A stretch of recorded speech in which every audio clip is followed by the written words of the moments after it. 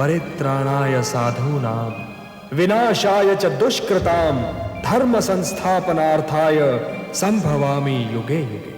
उन्होंने कहा था कि वे संतों की रक्षा और दुष्टों के विनाश के लिए धरती पर अवतार लेते रहेंगे। भगवान विष्णु ने वचन का पालन किया। मानव कल्याण के लिए उन्होंने प्रथम अवतार लिया, मत्स्य अवतार।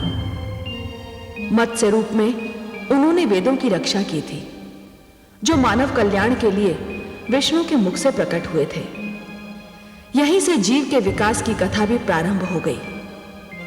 भगवान विष्णु ने दूसरा अवतार तब लिया जब सागर मंथन हुआ। यह अवतार था कूर्म अवतार। मछली के रूप में वो केवल जल तक सीमित रहे। कूर्म अर्थात कछुए के रूप में वे जल से निकलकर धरती पर आए। ये विकास और आगे बढ़ा।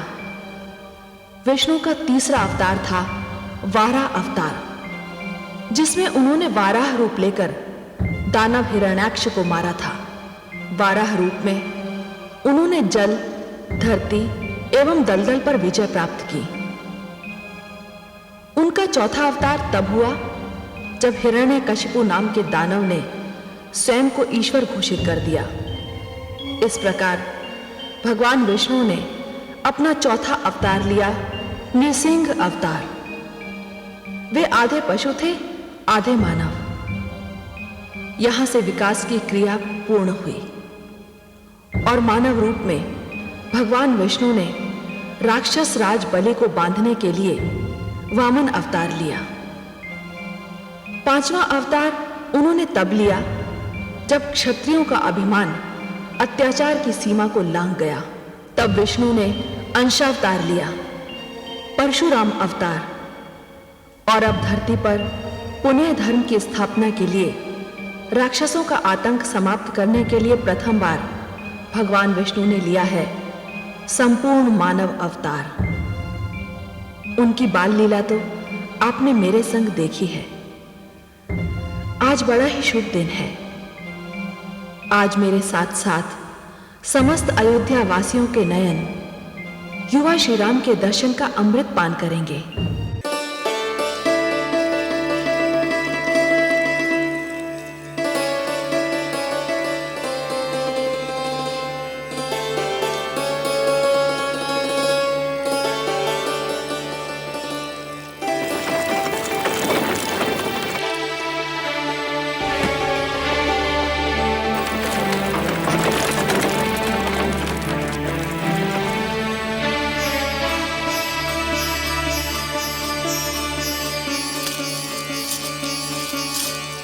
महामंत्री सुमंत आए।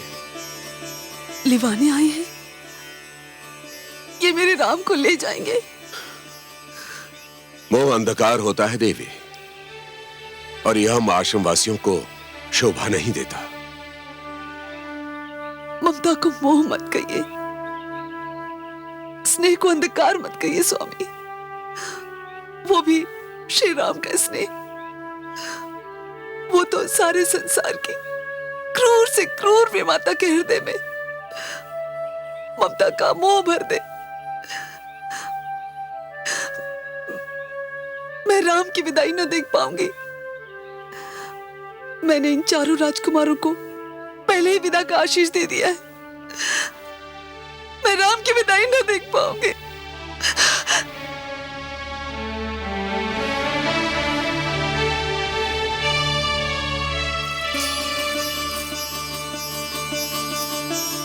कुलगुरु सुमंत का प्रणाम स्वीकार कीजिए। कल्याणम मस्तु। महामंत्री सुमंत, 4 राजकुमारों के लिए इतने अधिक वस्त्राभूषण? नहीं कुलगुरु, इसमें अयोध्या नरेश की ओर से भेंट सामग्री है। भेंट? किसके लिए? आपके लिए, माता अरुंधति के लिए कुलगुरु। हमारे लिए भेंट क्यों महामंत्री सुमंत? कुलगुरु, आज गुरु पूर्णिमा है। परंपरा अनुसार शिष्य अपनी ओर से गुरु को आज कुछ भेंट देता है। वो भेंट तो मैं अपने शिष्य राम से ही स्वीकार करूंगा महामंत्री। किंतु राम तो आश्रमवासी हैं, वे आपको क्या देंगे? महामंत्री, आप कहते हैं कि राम मुझे क्या देंगे? यदि राम नहीं देंगे तो फिर कौन देगा? वे तो आदित्य हैं, सूर्य है। वो सूर्य जिसके दर्शन मात्र से अंधकार छट जाता है और रात्रि समाप्त हो जाती है। आपने तो मुझे निरुत्तर कर दिया कुलगुरु। इस समय आप हम गुरु और शिष्य के बीच में जो आ गए महामंत्री। आप चारों राजकुमारों के वस्त्राभूषण ले जाकर उनके निवास पर छोड़ दीजिए और शेष भेंट सामग्री महाराज दशरथ को सधन्यवाद लौटा दीजिए। मैं उसे स्वीकार नहीं करूंगा। कुलगुरु, मेरा निवेदन है कि आप इसे अपने आश्रम कोष में संग्रह कर लीजिए। संग्रह कर लूं? धन का संग्रह? मैं धन को जोड़ने लगूं महामंत्री सुमंत? सुमंत, राजा, मंत्री और गुरु को धन संग्रह का लोभ कदापि नहीं करना चाहिए। यदि राजा धन का संग्रह करता है तो उसकी प्रजा निर्धन हो जाएगी। यदि मंत्री धन का संग्रह करता है तो व्यवस्था में भ्रष्टाचार व्याप्त हो जाएगा। और यदि गुरु धन का संग्रह करता है तो प्रजा अशिक्षित रह जाएगी। शिक्षा धनवानों की दासी बन जाएगी। और यह वशिष्ठ विद्या की देवी अपनी माता सरस्वती को दासी कदापि नहीं बनने देगा, कदापि नहीं। धन्य है ब्रह्मर्षि वशिष्ठ, आप धन्य हैं। क्या हुआ देवादिदेव? महादेवी, गुरु कैसा हो, गुरु की भावना कैसी हो, मैं उसके दर्शन कर रहा था। जब गुरु बृहस्पति हो तो उनके शिष्य देवतागण स्वर्ग के अधिकारी होते हैं, और यदि गुरु शुक्राचार्य हो तब भी उनके शिष्य दैत्य, राक्षस, दानव, पाताल के निवासी होते हैं। किंतु मेरे आराध्य श्री राम के गुरु तो वशिष्ठ ही हो सकते हैं।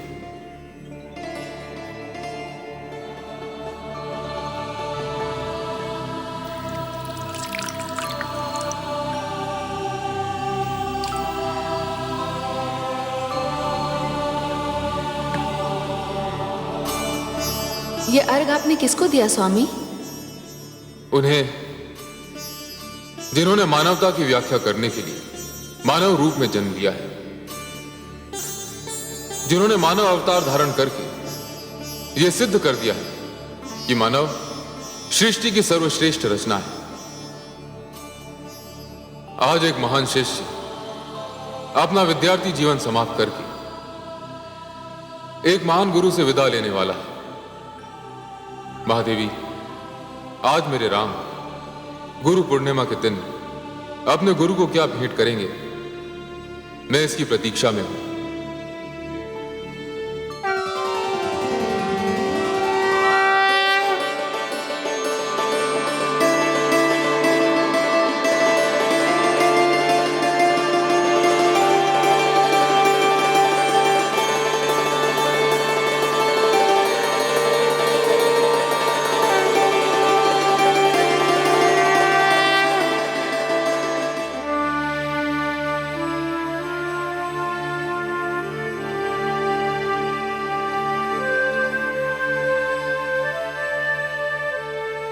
प्रणाम गुरुदेव। ओजस्वी भव, यशस्वी भव। गुरुदेव, सूर्य देव के समक्ष आपको देखकर मैं तो एक भ्रम से मुक्त हो गया। कैसा भ्रमवत्स? गुरुदेव, मैं सूर्यदेव से यह प्रार्थना कर रहा था कि वे अपनी उन तेजस्वी किरणों को समेट लें जिनके तेज के प्रकाश में नेत्र बंद हो जाते हैं और ढके हुए सत्य के दर्शन नहीं होते। किंतु वो सत्य तो आप हैं गुरुदेव, क्योंकि सत्य ज्ञान है। समस्त जगत को प्रकाशित करने वाले सैकड़ों सूर्य मिलकर भी अज्ञान के अंधकार को नहीं मिटा सकते गुरुदेव। भगवान आदित्य नारायण ने तो मेरे नेत्रों को प्रकाश दिया है, किंतु आपने मेरे हृदय, मेरी आत्मा, एवं मेरी चेतना में प्रकाश भर दिया है। ओजस्वी भव, मनस्वी भव। राम हो न, सर्वत्र रमे हुए हो। वत्स, परंपरानुसार जो प्रश्न मैं तुमसे पूछने आया था उसका उत्तर तो मुझे मिल गया। आज गुरु पूर्णिमा के दिन तुमने अपने गुरु को भावों के जो पुष्प भेंट किए हैं वे अनमोल है वत्स। गुरुदेव, मेरा तो सर्वस्व आपका है, इसलिए गुरु पूर्णिमा की भेंट तो आपको मुझसे लेनी ही होगी। मैं जानता हूं गुरुदेव कि आप मुझसे बहुत अधिक स्नेह करते हैं, किंतु आज का प्रश्न मेरे शिष्य जीवन के लिए महत्वपूर्ण है। मैं बिना परीक्षा दिए उत्तीर्ण नहीं होना चाहता गुरुदेव। राम, आज तुम्हारे गुरुकुल जीवन का अंतिम दिन है। मैंने बाल्यकाल से तुम्हें देखा है, समझा है। शिष्य की परिभाषा तुम पर समाप्त हो जाती है। प्रश्न के उत्तर के रूप में यदि तुम मुझे कुछ भेंट करना चाहते हो तो बताओ, गुरु क्या है? गुरु की आवश्यकता क्या है? जिस प्रकार सूर्य के उदय ना होने से रात्रि का अंधकार नहीं मिट सकता, उसी प्रकार बिना गुरु के अज्ञान का अंधकार कभी नहीं मिट सकता गुरुदेव। एक अशिक्षित व्यक्ति तो जीवित होते हुए भी एक शव के समान होता है, जिसके लिए विद्या और ज्ञान जीवनदायी अमृत है, और गुरु ही वो अमृत कलश हैं जिनमें ज्ञान रूपी अमृत भरा हुआ रहता है। गुरु एक नन्हे से बालक ध्रुव को महान बना सकते हैं, जिसके समक्ष स्वयं ईश्वर को भी झुकना पड़ता है। गुरु हिरण्यकशिपु जैसे ईश्वर विरोधी राक्षस के घर ईश्वर भक्त प्रहलाद को जन्म दे सकते हैं। गुरु ही तो धर्म और कर्म की व्याख्या करते हैं। यदि आपने मुझे अपना शिष्य स्वीकार न किया होता गुरुदेव, तो इस राम को कैसे ज्ञात होता कि मानव जीवन केवल 4 सिद्धांतों, 4 आदर्शों पर चलकर पूर्ण हो सकता है। ये 4 सिद्धांत और 4 आदर्श कौन से हैं वत्स?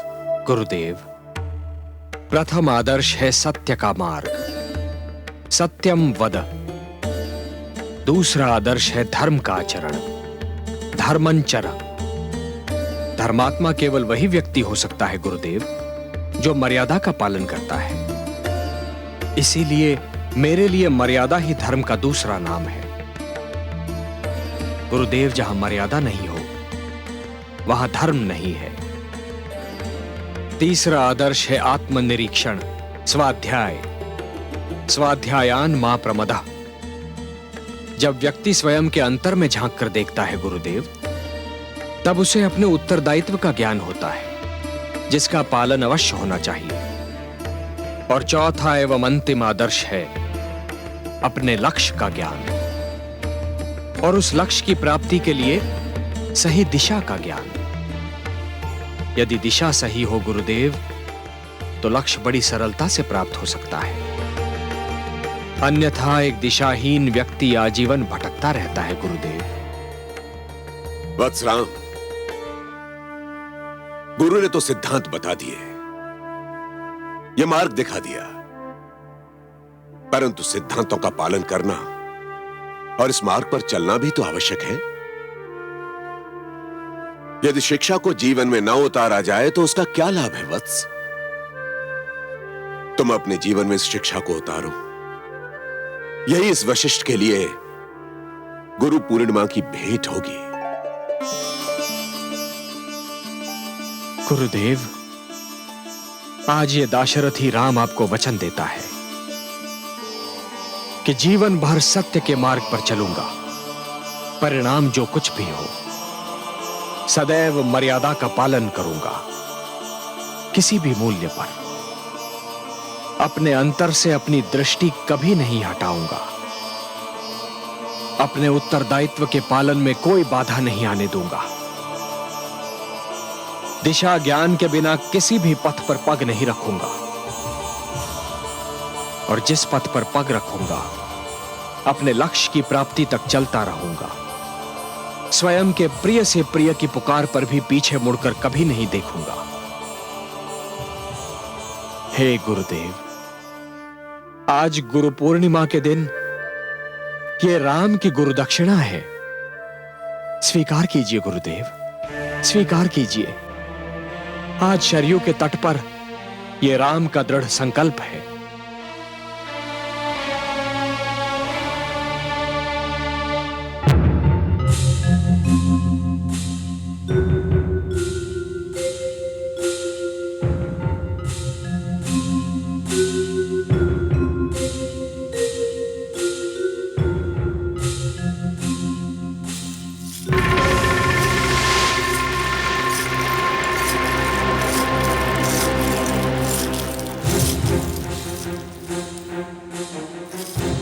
प्रणाम माते।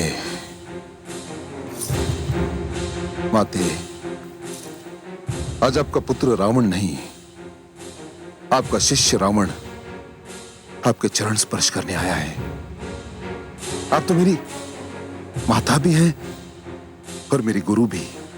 पुत्र, दीर्घायु भव। आज कोई विशेष दिन है? हाँ माते, आज गुरु पूर्णिमा का दिन है। मांगिए माते, अपने शिष्य रावण से आपकी जो इच्छा है वो मांगिए। परंपरा है कि आज के दिन शिष्य अपने गुरु को भेंट स्वरूप कुछ देता है। मांगिए माते। पुत्र, मेरा एक ही स्वप्न है। मैं तुझे विश्व विजयी देखना चाहती हूं। बस इतनी छोटी सी भेंट माते? नहीं पुत्र, ये मेरी इच्छा है। यदि कुछ देना चाहता है तो एक वचन दे दे। आज्ञा करे माते। पुत्र, आज के पश्चात गुरु पूर्णिमा की बात मेरे समक्ष कभी मत करना। मैं तुझ में तुम्हारे पिता के संस्कार देखती हूं तो भयभीत हो जाती हूं। वो तुझे ऋषि बनाना चाहते थे, परंतु मैंने तुझे राक्षस राज रावण बना दिया है। पुत्र, मानव दुर्बलता से अपने आप को दूर रखना, यही मेरी इच्छा है। तो ठीक है माते। आज के पश्चात आप ये शब्द मेरे मुख से कभी नहीं सुनेंगी, कभी नहीं। माते, मैं अपने पिता का पुत्र नहीं हूं, मैं तो अपनी माता का पुत्र हूं। मैं देवताओं और मानवों का घोर शत्रु हूं और सदैव रहूंगा। यह लंकापति रावण का वचन है आपसे माते।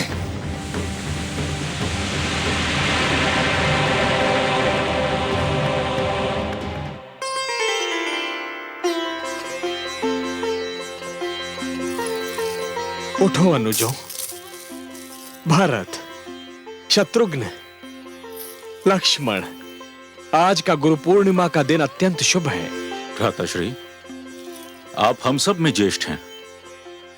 पिता की अनुपस्थिति में ज्येष्ठ भ्राता ही पिता समान होता है।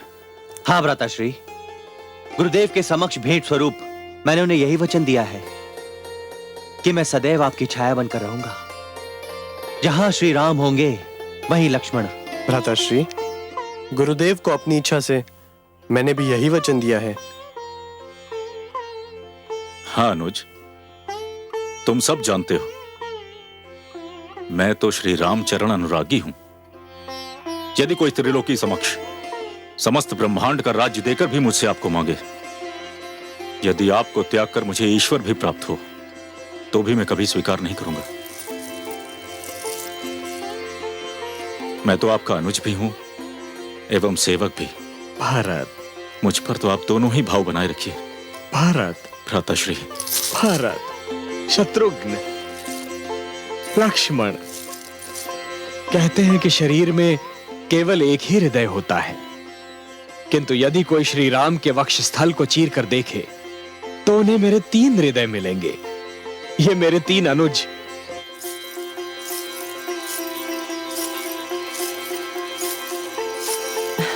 प्रणाम महाराज।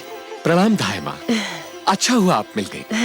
कृपया महारानी कैकई को सूचित कर दें कि हमारे चारों पुत्र राजभवन लौट रहे हैं। महाराज, ये तो बहुत ही शुभ समाचार है। आपको बहुत बहुत बधाई हो।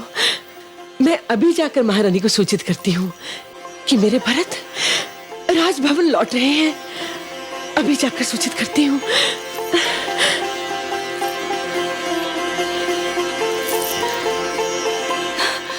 क्या मेरे राम राजभवन लौट रहे हैं? मैं तुम्हें भरत के लौटने की सूचना दे रही हूँ। एक ही तो बात है ना धाई माँ, आज तो समस्त अयोध्या में उत्सव मनाया जाना चाहिए।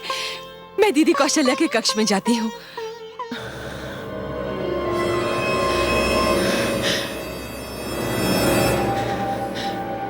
ये नहीं सुधरेगी।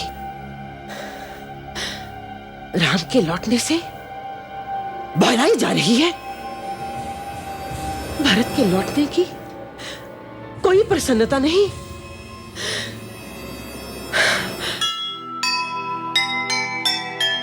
अपने सुत के प्रेम में सुध बुध दी बिसराय, हुआ दृष्टि से दूर वो माँ को कुछ न सुहाए। एक नाम मन में बसा, भूल गए सब नाम। नाम किसी का लीजिए, सुने के कई राम, सुने के